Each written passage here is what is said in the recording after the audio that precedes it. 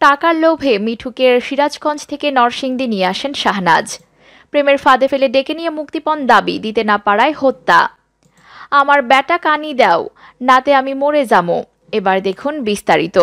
অপরদিকে টাকার লোভে মিঠুকে সিরাজগঞ্জ থেকে নরসিংদী নিয়ে আসেন শাহনাজ। মাত্র 10,000 টাকার লোভে সিরাজগঞ্জের মিঠু হোসেনকে নরসিংদীতে আসতে বলেছিলেন শাহনাজ আক্তার নামের এক নারী। ফেসবুকে কম বয়সী নারীদের ছবি প্রোফাইল পিকচার হিসেবে ব্যবহার করে মিঠুর সঙ্গে মুঠোফোনে কথা বলতেন তিনি। নরসিংদী আসার পর মিঠুকে শিবপুরের আশুটিয়া পূর্বপাড়ার একটি গোপন স্থানে আটকে রেখে নির্যাতনের পর 1 লাখ টাকা মুক্তিপণ চাওয়া হয়। টাকা দিতে ব্যর্থ হলে তাকে হত্যা করেন চক্রের সদস্যরা। রোববার ভোরে শাহনাজ আক্তার ওরফে পপি নামের ওই নারীকে গ্রেফতার করে পুলিশ। নরসিংদীর অতিরিক্ত পুলিশ সুপার অপরাধ সাহেব আলী পাঠান এসব তথ্য জানান। এছাড়া দুপুরে চক্রের সদস্য ওই নারীর স্বামী মোহাম্মদ বাতেন মিয়া ও নরসিংদীর শিবপুরের দুলালপুর ইউনিয়নের আশুটিয়া গ্রামের মোবারক খানের ছেলে কাকন খানকে গ্রেফতার করা হয়েছে। সাহেব আলী পাঠান বলেন, গাজীপুরের শ্রীপুরের রাজাবাড়ির মিঠালু গ্রামে অভিযান চালিয়ে ওই নারীকে গ্রেফতার করে গোয়েন্দা পুলিশ ডিবি। তিনি শ্রীপুর উপজেলার রাজাবাড়ি এলাকার গিয়াসউদ্দিনের মেয়ে। 2 সন্তানের জননী ওই নারী রাজাবাড়ি এলাকার একটি কম্পোজিট কারখানায় সুইং অপারেটর হিসেবে কাজ করেন।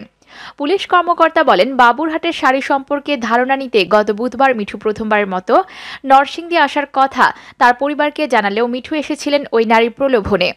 নির্দিষ্ট স্থানে আসার পরই তাকে অপহরণ করে আটকে রেখে 1 লাখ টাকা মুক্তিপণের জন্য নির্যাতন করা হয়। নির্যাতনে তার মৃত্যু হলে লাশ মনোহরদীর এক দুয়ারিয়া ইউনিয়নের হুগলিয়াপাড়া গ্রামে রূপচানের বাড়ির খড়ের গাদার নিচে ফেলে রাখা হয়। গোয়েন্দা পুলিশ বলছে, মিঠুর ফোন কলের তথ্য সংগ্রহ করে আমরা জানতে পারি সিরাজগঞ্জ থেকে রওনা হয়ে নরসিংদী আসার পথে শাহনাজ নামের ওই নারীর সঙ্গে তার অনেকবার কথা হয়। এর সূত্র ধরে ভোরে শ্রীপুর অভিযান চালিয়ে তাকে আটক করা হয়। আটকের পর মিঠুর সঙ্গে তার সংশ্লিষ্টতা সম্পর্কে জানতে চাইলে তিনি ঘটনার বিস্তারিত জানান। অপহরণের পর মুক্তিপণ আদায় করে এমন একটি চক্রের সদস্য তিনি। শাহনাজি মিঠুকে নরসিংদীতে আসতে বলেছিলেন। অপহরণের সঙ্গে জড়িত থাকার অভিযোগে তাকে হত্যা মামলায় গ্রেফতার দেখানো হয়েছে। ওই চক্রের মূল হোতা সহ সবাইকে গ্রেফতারের চেষ্টা চলছে। অপরদিকে প্রেমের ফাঁদে ফেলে ডেকে নিয়ে মুক্তিপণ দাবি, দিতে না পারায় হত্যা। অপহরণ করে কলেজ ছাত্র মিঠু হোসেনকে হত্যার ঘটনায় 3 জনকে গ্রেফতার করেছে পুলিশ। বিকেলে নরসিংদীর পুলিশ সুপার কাজী আশরাফুল আজিম সংবাদ সম্মেলনে এই তথ্য জানান। গ্রেফতার ব্যক্তিরা হল গাজীপুরের শ্রীপুর উপজেলার মিঠালু গ্রামের পিয়ার উদ্দিনের মেয়ে শাহনাজ আক্তার পপি, তার স্বামী আব্দুল বাতেন এবং একই এলাকার তপন খান।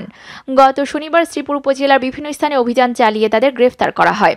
এর আগে বৃহস্পতিবার নরসিংদীর মনোহরদী উপজেলার এক দুয়ারিয়া ইউনিয়নের হুগলিয়াপাড়া রূপচান মিয়ার বাড়ির খড়ের গাদার নিচ থেকে মিঠু হোসেনের মৃতদেহ উদ্ধার করা হয়।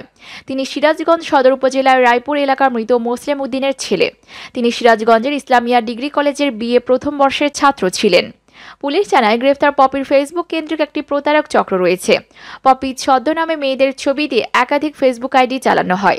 বিভিন্ন উঠতি বয়সী তরুণদের টার্গেট করে তাদের সঙ্গে প্রথমে বন্ধুত্ব গড়ে তোলা হয়। প্রেমের ফাঁদে ফেলে একটি নির্দিষ্ট স্থানে দেখা করতে প্রলুব্ধ করা হয়। কেউ দেখা করতে গেলে তার সহযোগী হানিফ সহ 3 থেকে 4 জন প্রতারক আটকে রেখে মারধর ও মুক্তিপণ দাবি করে। অপরদিকে আমার ব্যাটাক আনি দাও, নাতে আমি মরে যামো। আমার ব্যাটা কানি দাও, আমার আত্মা ঠান্ডা হোক, নাতে আমি মরে যামো। কাঁদতে কাঁদতে কথাগুলো বলছিলেন রৌমারী উপজেলার দাঁতভাঙ্গা এলাকায় বিএসএফের গুলিতে নিহত বাংলাদেশি যুবক ফরিদুল ইসলামের মা ফরিতন বেওয়া। ছেলেকে হারিয়ে মানসিকভাবে ভেঙে পড়েছেন তিনি। মৃত্যুর 1 সপ্তাহ পার হলেও নিহত ফরিদুলের মরদেহ ফেরত পায়নি তার পরিবার। ফরিদের এই অকাল মৃত্যুতে পরিবার আত্মীয় স্বজনের মধ্যে নেমে এসেছে শোকের ছায়া।